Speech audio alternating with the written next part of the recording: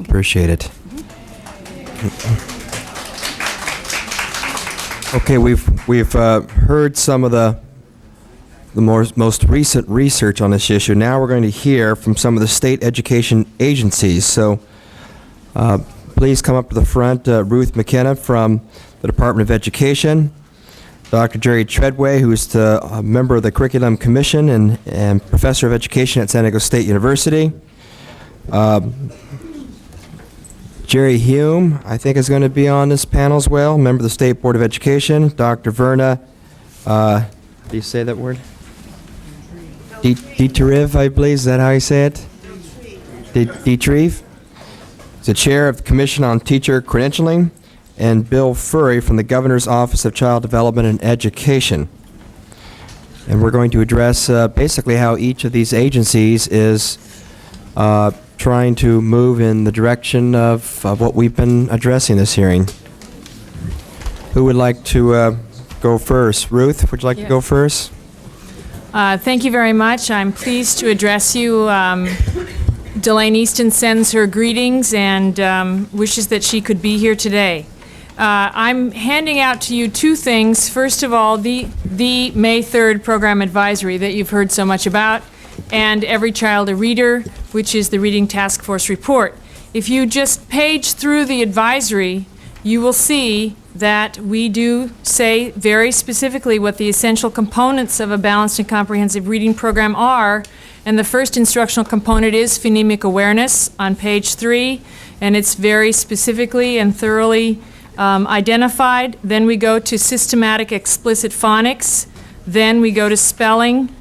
Then also comprehension and higher order thinking, vocabulary development, appropriate instructional materials, and then grade by grade level expectations and practices starting in preschool. We do believe that this document does give significant information to teachers that they have not previously had. We think that it is specific enough to give clear direction, but not so specific that they will not read it, and so that it is an appropriate policy document that will then set the direction. We also then move into diagnostic tools. One of the key issues that came up with AB 265 in the local testing program is that we have diagnosis and we have local testing with individual results to inform teaching and learning. Also, intervention needs to be swift. It needs to be real-time intervention. That's covered on pages 14 and 15. And then also the importance of standards. And the one key issue that I would like to say today is that this is a beginning. The next step must be standards and full implementation of AB 265. The Standards Commission, SB 430, which is currently moving through the legislature, is absolutely necessary if we are to do the job that is required to teach children to read. Also, professional development and program development. And in those areas, I think we are at a critical moment. We do have the opportunity, because we are currently engaged in the largest new instructional materials review in the country. Over 25 publishers are participating right now. There are hundreds of trained reviewers from throughout the state. They will bring their recommendations through the Curriculum Commission to the State Board in late summer, early fall, and so districts will have the opportunity to have a very thorough review of the latest materials. The State Board did adjust the review criteria to include these critical elements, so all of those processes are lined up to give districts the appropriate information to make selections.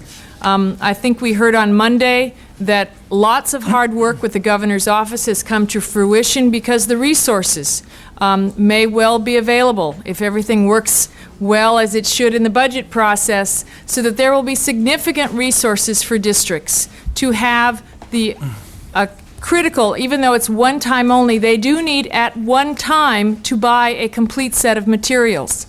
My experience in the district is that if you have to make a choice, you stagger the implementation of the materials over time. What that means is a classroom teacher must take years to have a full set of materials to use. And so this year, especially, please make the investment to have a full, rich program for the first day of school for every child in California. I think that we have made great progress in implementing the task force report. Superintendent Easton has worked with the Education Roundtable to set targets for teacher preparation, to also work with the Credentialing Commission to look at the preparation of teachers in reading. We are committed to moving this agenda very quickly. We're working with the state board to have clear messages go out, but it is important to remember that we're working within the system.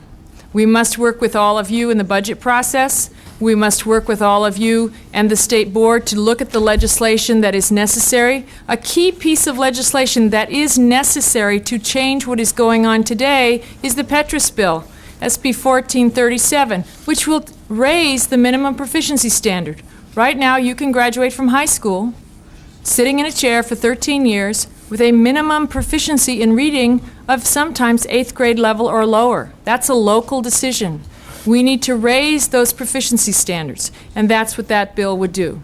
So we would like to work with you and answer any questions at this time. Mr. Firestone. We have heard that somehow the education establishment, the Department of Education, whatever, cannot stop this whole language reading, which we all recognize is not doing the job. And all we hear is spend more money and somehow it will be better. What can you say to guarantee that we will adopt methods that are truly effective? We've just heard from Texas that has a smaller class size and can't afford reading recovery, which we're investing in now in California for remedial. What can you say to the legislature, or do you need more legislation to somehow do this thing right the first time, which we've established here in the last 2 hours? I think that, again, the pieces that we are putting in place through the board taking action in a program advisory. There has never been a program advisory in a content area. This is a specific board policy document which goes beyond what has gone before. You need legislation to somehow kill the monster? No. We need the board to take action on the program advisory. We need the districts to follow through with a good language arts adoption. This time, we need to have the resources so that they can buy all of the kinds of materials that are necessary in the classroom. We need to follow through with the staff development program for the teacher training institutions and the teacher candidates and the ongoing professional development. In my district, there's one teacher who shall be nameless for obvious reasons, who, with her own money, is buying a mathematics textbook to teach the kids because she can't use what is supplied to her. She has it in her classroom, and her kids know to put it on the desk when the people from the district come around.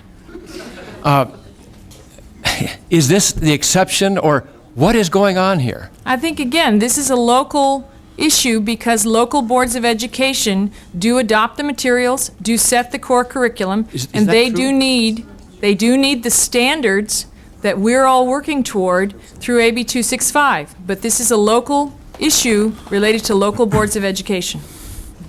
Elements of your department seem to be promoting whole language tale. The subject matter project is what I'm talking about, among others that seem to promote whole language, to the tune of $12 million.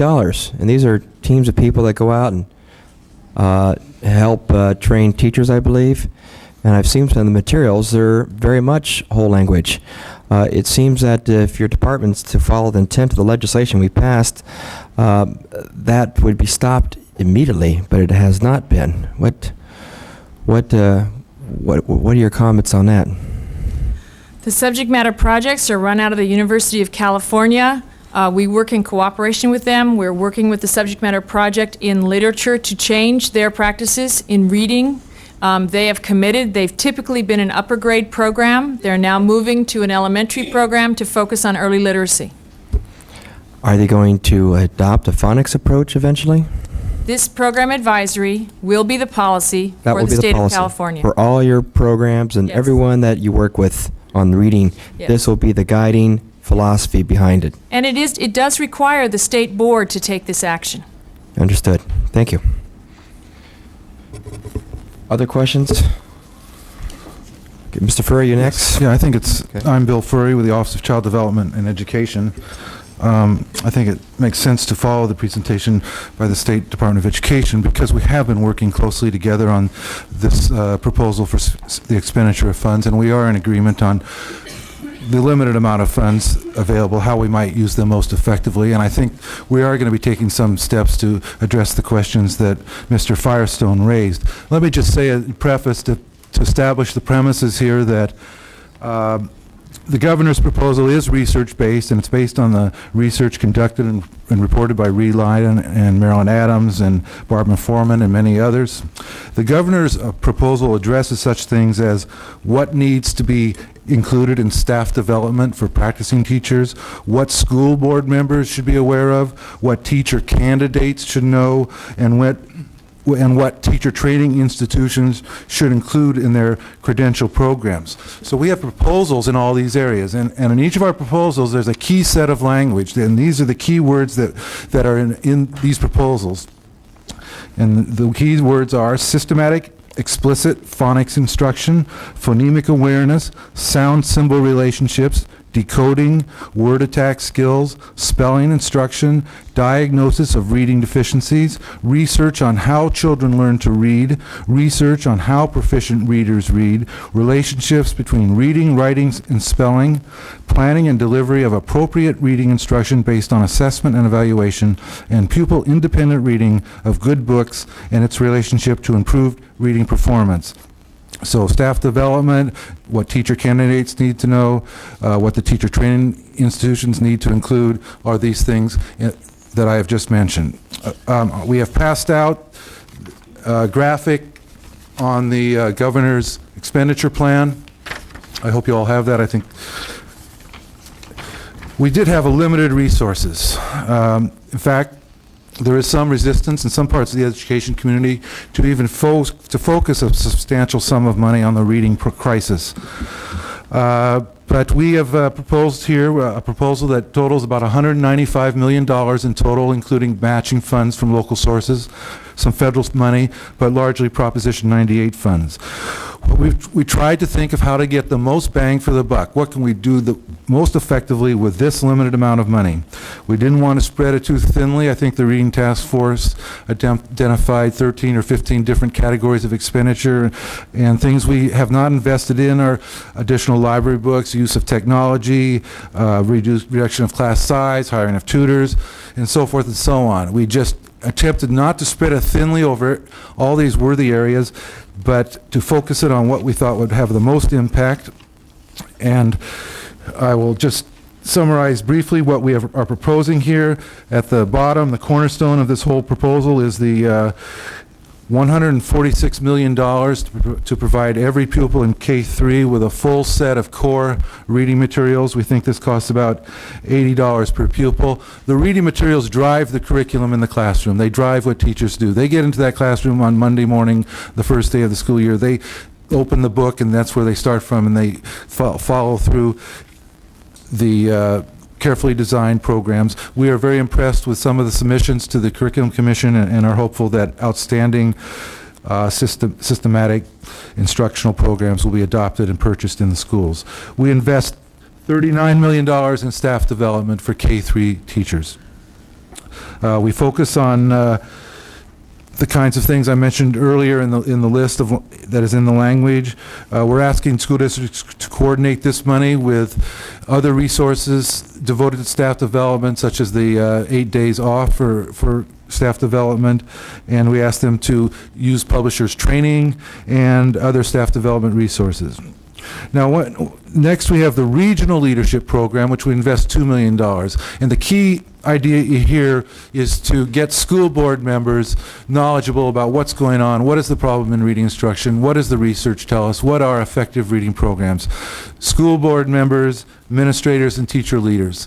While this money is focused on the K-3 population, informing these leaders of what the overall problem is will help them to address it in their 4th through 8th grade and higher grade levels. And then at the top of the sheet, we see the staff SDE leadership documents, which have been discussed. Many thousands of these will be distributed. They include handbooks on comprehensive language arts programs, training models, use of technology, preschool activities, and of course the program advisory and the revised frameworks for language arts. Now the two last portions of this investment of about $195 million is the post-secondary teacher training institutions. And this money of $6 million will be used to bring together school districts who will then work with the post-secondary teacher training institutions, which includes about 72 institutions, the CSUS plus others. And the idea here will be to improve their training programs in the areas of how to teach reading effectively. And then lastly, we are proposing that future teachers be required to pass an examination in order to get their license to teach in California. And this examination would perhaps include both an observational aspect and a written exam, and it would indicate their competency to teach reading in California. In addition, we are proposing an incentive program for practicing teachers that would if they pass such an examination, they would receive credit for their 150 units they need to take to renew their license in one 5-year period, and also partial credit towards a reading specialist credential.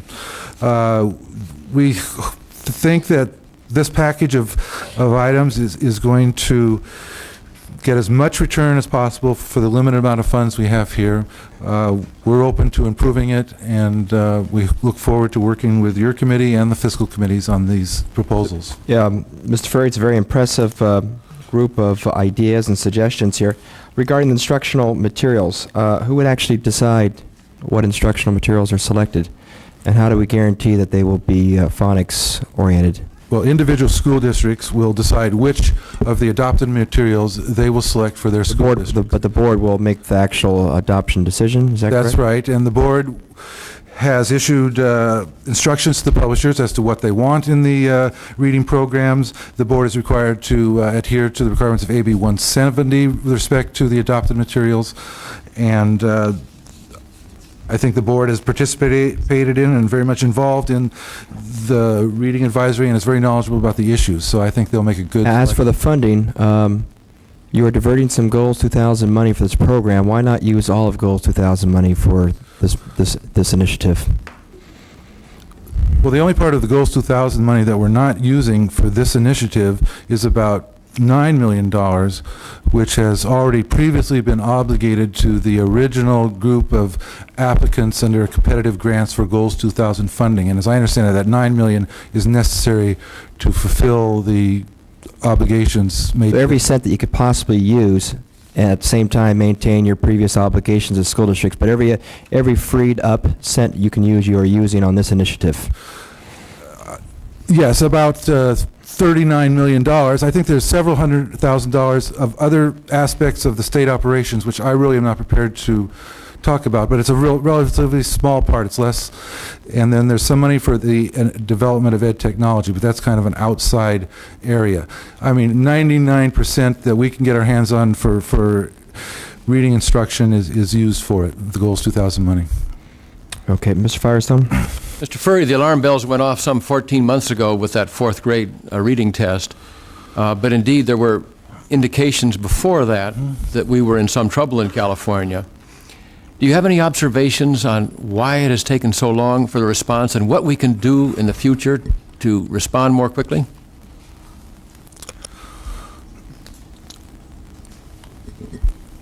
I'm really not sure of the answer to that question. We knew in 1992, looking at the NAEP test, that we were having problems, but it wasn't until simultaneously, I guess, we got the class test results and the 1994 test results that we really became aware. I think perhaps Jerry Treadway can address that question better than I can.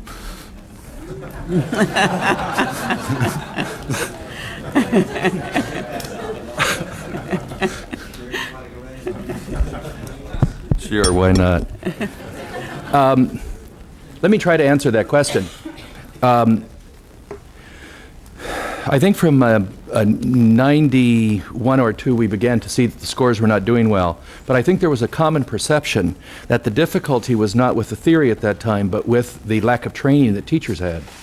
And so what we heard over and over again is that as teachers got more and more training, that in fact the in whole language methodology, that the scores would get better and better.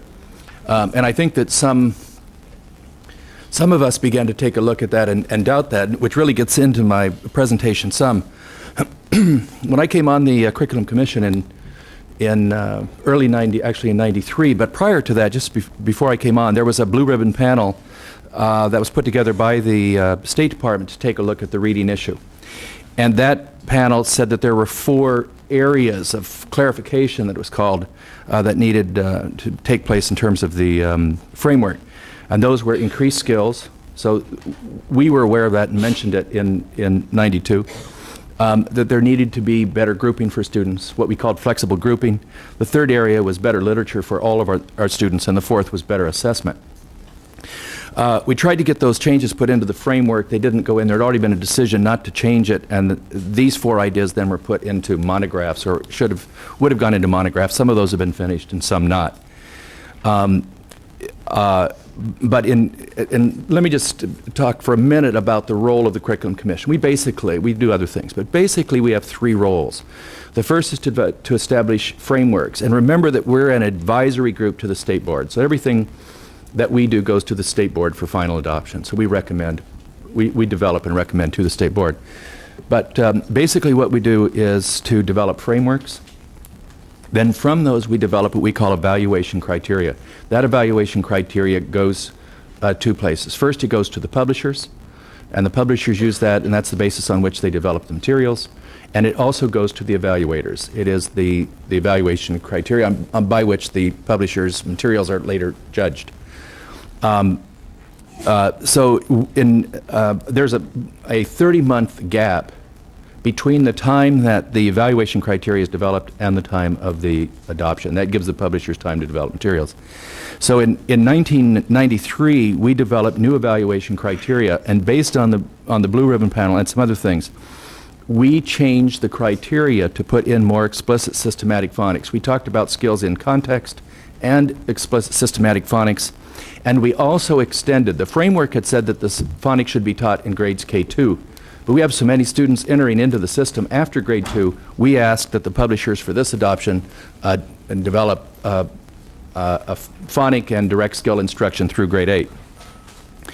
That went to the publishers. Then the superintendent of public instruction, Delane Easton, and the board sent a letter to the publishers May 11th, 1995, that reinforced phonics. As being very important. And then the Reading Task Force in the summer of 1995 also reinforced as part of the balanced program that would happen. The publishers have been well aware of that. No publisher who's paid any attention at all, and they all pay attention, could have developed materials for this adoption and not be aware that there needed to be explicit systematic phonics. And as we peruse the program, we think there will be many programs like that for the school districts, et cetera. Lesser and greater and lesser amounts in terms of what we call decodable text. We'll just have to see how that shakes out. But basically, we think the materials that are going to the schools will be a vast improvement over what was there in their scope and in what they're expected to do. The second, so the first area that the Curriculum Commission is involved with that really supports the ABC bill is in the area of the adoption. The second is the area of a new framework. We were asked by the superintendent, by the board, based on the Reading Task Force, to develop a new framework. Normally, new frameworks are called visionary documents. We bring people in and ask them to look into the future and decide what might be good then. This one will be a very different document. We're asking for them to develop for us a solid research-based framework that will help our students now. When this group comes to write this project or to write this framework, they will not have the freedom that most framework committees have. They will be constrained by the language of the task force report, they'll be constrained by the language of the advisory, and they'll be constrained by the ABC law. So that this will be a different type of framework than we've had in the past. It basically will be catching up with what we're doing already.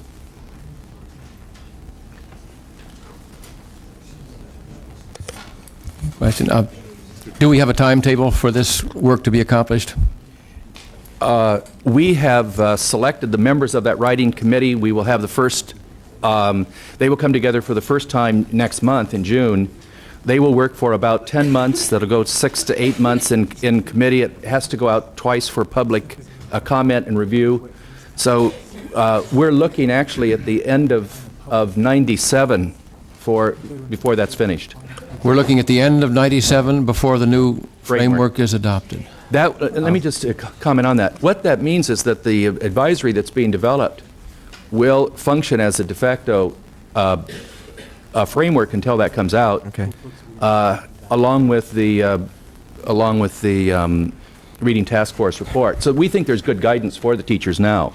And we think that the new framework that comes out will just basically build and make even more clear what we're already doing. So, Dr. Treadway, if we have research showing that phonics works, and there are phonics books currently in use around the country right now that we could buy off the shelf right now, why do we have to go through this long, drawn-out process of hearings and framework revisions and so forth and so on? And it seems like going the route that we're expected to go here, that everyone's laying out here, it's going to be 1.5 to 2 years before we get phonics instructions back into school, when we could buy books overnight and start improving schools overnight before we lose another couple years of kids. I mean, don't you think we should expedite this somehow with legislation or something like that? we have 5.5 million students in the school, many thousands of teachers, as you know. Actually, the timetable is a tough one, but I don't think that in any coherent way we can pull up on it too much. And the way that this will work is that we're already at that point. The materials are already out to the evaluators. We will be deliberating on those and finish those deliberations in June, which is next month. That will go to the school board for their adoption as an information item in September. It'll be a action item in October. Then you have it takes about 6 months for school districts to take a look at the ones, eliminate down to the top 2 or 3, take a look at those, and then they will order in February or March for the following year. It takes that long. You could push up on that if you wanted, but I think that it would develop some real incoherency in the program. I think that in terms of giving the message that we need more phonics, to begin the training for the teachers, we can pull that up. We don't need to wait. And that should be happening in advance of the materials. Right. But I think that right now, we're probably on as good a timetable as we can hope for. As fast as possible without screwing up the process in some way. Mm-hmm. Okay. Mr. Chair? You have a question, Mr. I'm going to find it very difficult to explain to my constituents how we're spending these hundreds of millions of dollars in this year and not precisely delivering anything to the classrooms. What can I tell that teacher who's buying her own books at her own money? That the money is budgeted, that they will have it, that the money will be there, that during the beginning even of this school year from October on, those will be available for them to look at. They will. They need to do some study of them, decide which books they want, and then they'll have to buy those. Whether or not they want to pull that up and bring them in before the end of the year is up to school districts, but I don't suspect that most will. Let me just say, they're available for purchase by school districts anytime after the board acts, which would be in October. Okay. Next, we're going to hear from Dr. Verna Dauterive. Dauterive. Did I say it right? Dauterive, thank you. Who is the chair of the Commission on Teacher Credentialing. Thank you. Chair Steve Baldwin and members of the committee. I'm Verna Dauterive, chair of the Commission on Teacher Credentialing, and with me today we have Dr. Sam Swafford, our executive director, and Linda Bond, consultant of our professional services division, and wondered if they could perhaps join us up here at the That'd be okay. in these chairs. Sure. You'd come, Linda and Sam.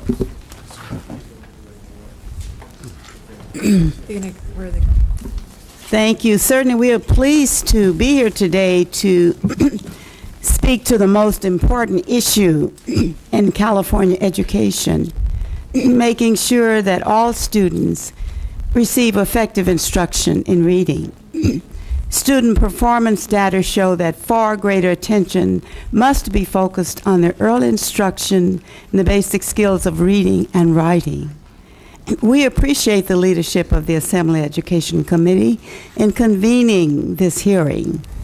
Certainly, we applaud Governor Wilson's budget initiative, emphasizing systematic, explicit phonics in teacher training, instructional materials, and testing to provide a more complete program of reading instruction in California schools.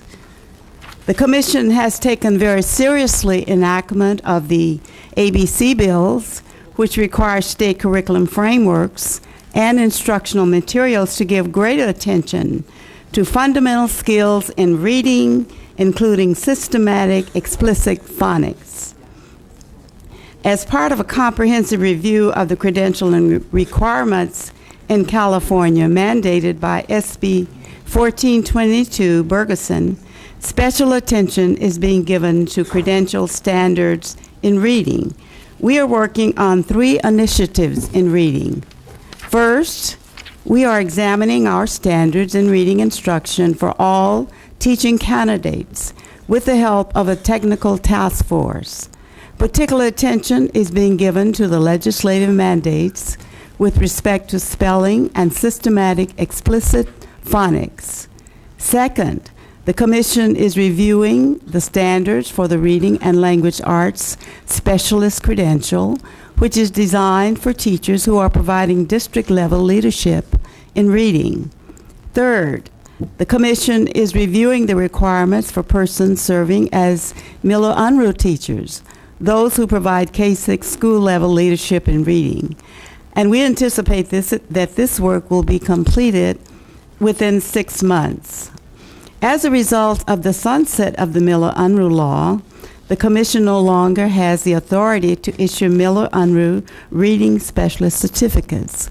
Consequently, the Commission has to respond to large numbers of waiver requests each month for Miller-Unruh teachers pursuing the 2430 unit specialist program.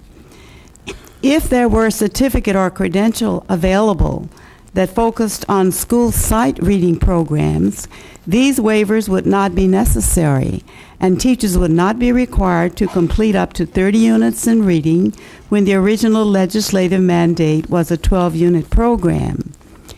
In addition, the Commission has worked closely with the Governor's Office to suggest the best ways for new state resources to be spent to improve reading instruction and teacher training in reading. These suggestions focus resources on, first, intensive staff development in reading for teachers and teacher credential candidates. Second, it focuses on new materials that support effective reading instruction. And third, it focuses upon an assessment to determine if teachers have mastered essential skills. Finally, to assist local education agencies in preparing teacher training activities, the Commission has been and is working closely with the State Board of Education and the Department of Education to make sure that a clear and useful advisory on effective reading instruction will be distributed to school districts. The advisory will be consistent with the best research and practices in reading. The advisory will recommend that early literacy be taught as part of a comprehensive approach that balances 2 strands: a beginning literacy strand that has as its goal accurate automatic reading, and an academic language strand which emphasizes the critical role of being read to and reading challenging literary and expository material. Both strands can be offered in a context that actively engages children in songs, poems, chants, drama, wordplay, and big books, delighting children and teachers alike in the richness of language, while ensuring that all children are taught systematic, explicit phonics. We appreciate this opportunity to be with you today and would be happy to entertain any questions or comments or any suggestions you might have for us. Mr. Firestone. I was trying to understand the degree of change in emphasis. Do I understand that you are changing the emphasis to phonics in the teacher? That was Very that- definitely. Explicit phonics. Explicit phonics. Yes, that is right. Well, thank you very much, Doctor. Mr. Hume, did you have some comments, or I wasn't sure if you had mentioned earlier you may not be you may not be speaking. Very briefly, the advisory that comes out will be a good advisory. It will reflect the department, the CTC, the Reading Task Force, and very gratefully, experts in the field. We have Doug Carnine here in the audience. We have Jerry Treadway, John Scheffelbein, Marilyn Adams. We are most fortunate to be able to have them developing and making sure that the advisory is right and signing off on the advisory that it is right. So I feel very fortunate there. One thing the advisory will say is that it will supersede all previous departmental advisories. Now, that's a pretty strong statement. That means it supersedes the framework. Is this the final version? No. The final version is on email right now. It's residing in the clouds, but it's coming down to earth, and it'll be finished. The first portion of it will be presented to the board tomorrow, which will be the 8 hot points, which Jerry can talk about. And the balance of it will be done within a week. This will be the major No, it's document not. on reading instruction in the That'll be state. the major setting- document, not this one, not the May 3rd. I mean, please don't later version. Don't anticipate Right. that the May 3rd is the final document. The May 3rd is a culmination of a lot of work by the department, again by the CTC, by Adria Klein. I mean, there's a ton of work that's gone in here, and every time it's gotten better. And so I think we're going to have something that California can be proud of. Fantastic. 2 more points. The ABC bill helped us a lot. It caused us, I'm sure, to do things that was made much more easy. I'm talking about the CTC, I'm talking about the board. Much easier to do things. I would recommend that you also adopt legislation which will require that the schools of education teach explicit phonics, We've got a bill. because that's not happening right now, as in my understanding. It may be happening in different places, but I don't think to the degree of intensity that's necessary, and that has to be addressed, and there's nothing like a unanimous bill by the legislature signed by the governor to cause something to happen. We've got legislation on that, and we have some representatives here from the higher ed institution community that are going to talk about that here in a few minutes. And the second issue is I would really hope that you take a look at remediation for kids when they aren't at a standard after kindergarten, aren't at a standard after first grade, aren't at a standard. It's so much cheaper to do it at that point, to help them catch up. We've got this 3-month summer vacation. Something ought to be done to help those kids during the summer vacation, so that when they go into class, it's not a social promotion, it's a promotion based on their ability to do the work. Crazy for us in this state to give a 3-month vacation to kids who aren't making it. So I really hope that you will consider legislation which will require those kids who are not at grade level to be remediated during the summer. Thanks. Thank you, Mr. Hume. We have a question by Mr. Kalugian. Thank you, Mr. Baldwin. I was here earlier when I heard the Department of Education indicate that legislation wasn't necessary. All that was necessary was this program advisory would be followed and implemented through the various processes that you're working on. And as I reviewed the program advisory, it seems to agree that explicit direct phonics would be the way to go, if I'm reading it correctly. Would the Department of Education oppose legislation to do as this man has suggested, to require the teaching of explicit direct phonics? You already have that legislation in the Would- ABC bills. And do you oppose that? No, we have never opposed the ABC bills.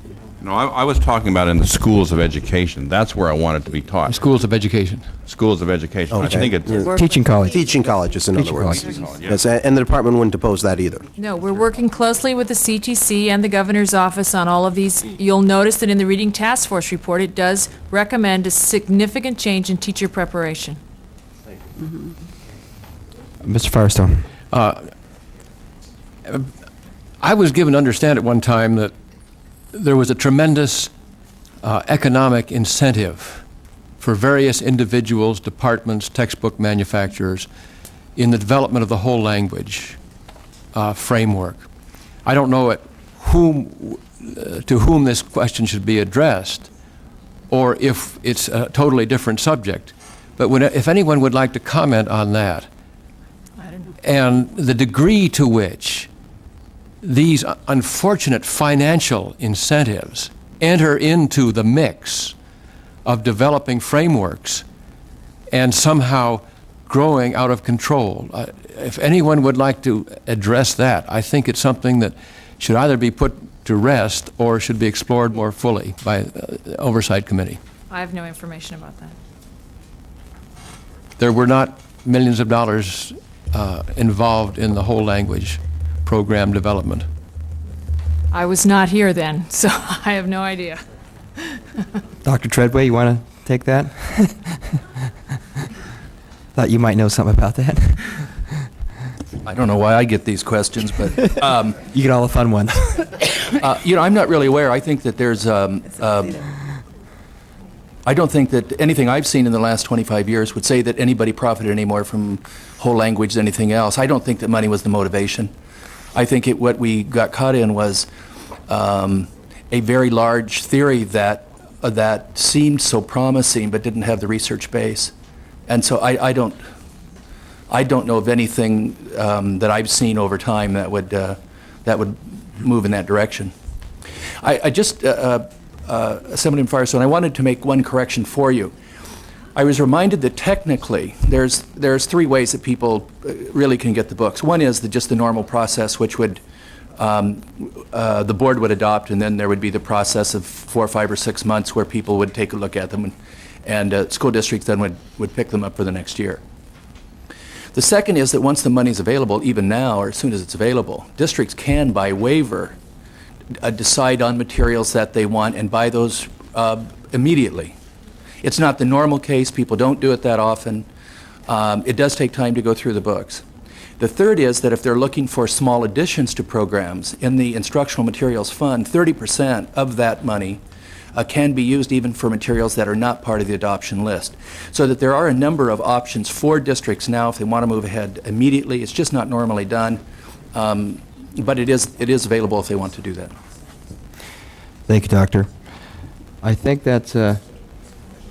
Oh, sure, go ahead and ask. Yeah. Yeah, I'd like to clarify with maybe the department. There was a press release, I guess, was this issued? Yeah. And it says that tomorrow at the state board meeting, the Delaney Easton will present a reading program advisory for elementary schools, and it goes on to talk about it. And I was under the impression this is what this press release was referring to, the May 3rd advisory.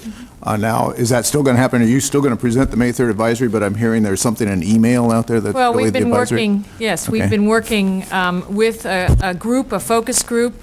That group of researchers met at the International Reading Association conference. They recommended changes. They've recommended edits. Those edits have been coming through. We received a significant portion yesterday, and so we will recommend some changes tomorrow. I'm not sure exactly what Mr. Hume's referring to. Mr. Firestone. Is it possible that California is just too large with 5 million students, and that this would indicate perhaps that more authority should be given to districts at the local level because we simply cannot move quickly enough? being as Districts large as have we the are? authority now. This is a local control state. They adopt their own curriculum. All the program advisories, all the state curriculum frameworks. Those are all voluntary on the part of local boards. Local boards right now have complete control over the curriculum in their schools. My local board doesn't tell me this, so I Go back and ask them. And the chair and the vice chair of this committee are both on record being in favor of Stan Statham's proposal to split the state up in 3 parts. Mr. Murray. You say the local boards have are autonomous in terms of adopting a reading program? Yes. The framework. They do not have to follow the state framework? They do not have to get a waiver to use open court as an example? If they're going to use instructional materials funding, there is a certain percentage of the funding that should be used for materials on the list, but there is a waiver process for using other materials deemed more appropriate by the local board. So they are not autonomous in terms of the use of the state funding for, let's say, instructional material. They can ask for a waiver. The state board can grant a waiver. So they have to get a waiver, so they do not have total autonomy. They can do it, but they can only do it with the permission of the State Department of Education. Is that correct? That is correct. However, the State Department or the State Board of Education does not review the standards of the local board. What they require is that the local board makes a judgment based on their locally adopted standards. Okay, I think that's it for this panel. Thank you very much.